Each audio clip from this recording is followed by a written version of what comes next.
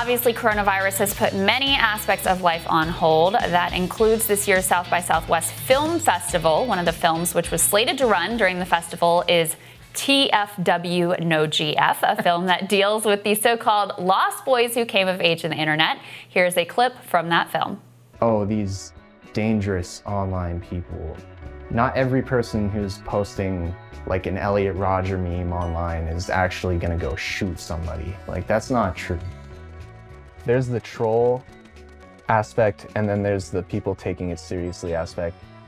They think, okay, what do people hate most? And then they just become that because it gets a reaction every time. That director, Alex Lee Moyer, she joins us now via Skype for a little bit more on the film. Alex, thank you so much for joining us. We really appreciate it. Thanks for having me. Absolutely. Alex, tell us a little bit about why you decided to make this film. I basically decided to make it because I had been researching for a couple of other documentaries dealing with the dark web, and I kind of just stumbled on a phenomenon I thought that wasn't really being observed as much by the mainstream news, of just sort of a lot of people who seem kind of disaffected and kind of down and out, but also sort of like the heart of meme culture on the internet. So I just wanted to make something about that, kind of as a fan, but also sort of as an observer and just sort of like a concerned, citizen, basically. Yeah, and I mean, Alex, we both watched the film and we both found it really fascinating, thought-provoking. Congratulations on it. Thank you. I think it's fair to say it's a fairly sympathetic portrayal of the community, which has been met with some criticism, especially given some of the violence that has come out of that community. I mean, how do you respond to those critics? Well, first of all, I wouldn't say it's sympathetic as much as it's empathetic. I think sympathy sort of implies that these people like have less agency than we're giving them credit for. I basically like to present things as a filmmaker as I find them, and I decided to keep my narrative take out of the film because I think that audiences, especially today with everything that we've been through and having the context of everything that's happened, like you're talking about, that people can kind of draw their own conclusions. But I do think that there are deeper underlying issues besides the violence and the gun violence. And I wanted to leave that open so that people can have the conversations that we're having right now. Yeah, and Alex, that's what struck me the most is there were those scenes, I mean, the vivid scenes that you would have kind of like walking through a dilapidated town or walking through and just feeling listless in a non-urban environment. That's I think two or three of the characters that you had portrayed in the film. Can you talk about that, about maybe the way that the economy and all that is structured that contributes to this feeling that ultimately manifests itself online in the meme culture that we see? Yeah, I mean, that was one of the interesting things that I kind of unearthed, because when I discovered these accounts, I was just sort of going off of like their tweets. But then when I would go out and meet my actual subjects, I felt like it really was sort of a collective experience that I ended up documenting where, it's pretty much that, that the middle class seems a bit hollowed out and everyone was sort of living in the blue collar suburbs of these cities without any real kind of infrastructure in their own lives, and feeling just kind of adrift, and also like there weren't really that many pathways for them socioeconomically, and that it also was kind of cinematic that way, and I was surprised that it came together so much with the landscapes, because of course when I started this movie I expected most of the movie to be happening online, but having those contrasts of online versus their real world, I think really brought it together. Yeah, it really did. Can you explain for people who don't know just what is the title of the film and what does it mean and how did you come to it? Sure. So the name of the film is TFW No GF. It's an acronym for that feel when no girlfriend, which is a kind of an iconic meme phrase on the internet that originated on 4chan.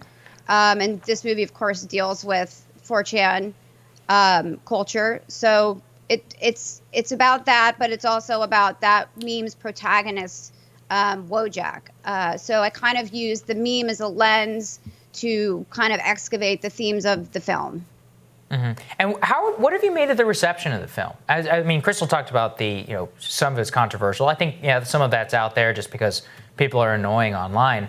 The large embrace of it has really been, I think, part of the broader discussion that we have here. Are you happy with the resonance that it's had? Yeah, I mean, I feel like incredibly blessed that so many films come out, and this film was made on a shoestring budget and with a very I mean, I did most of the creative work myself, and I had it was all independently funded by us, and South by Southwest got canceled, and there have been a lot of sort of some obstacles, but it's really validating and gratifying that so many people have connected with this, especially that a lot of those people are online and they're not the usual people that probably even watch movies. They're probably watching YouTube and stuff like that. So we're working on getting our wider distribution set up right now, because the film was only available for a limited run on Amazon as part of the South by Southwest exhibition. So yeah. But yeah, it's been immense and it's been overwhelming, and yeah, I'm really pleased. Great. And Alex, is there anything that, in your own view, that was changed by documenting these subjects? Was there anything that surprised you as you sort of dug into the storylines here?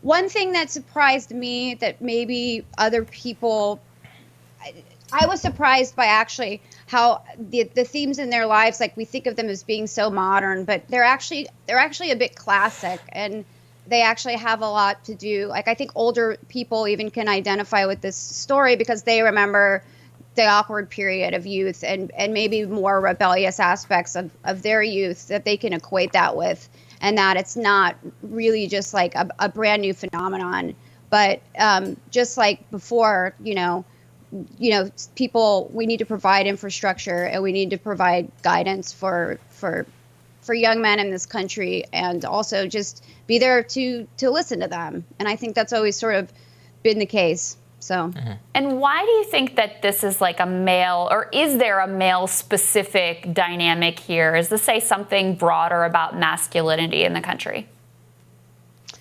That's complicated, and I don't want to speak for them because, of course, I'm a woman, and I'm 10, 15 years removed from the people in my film.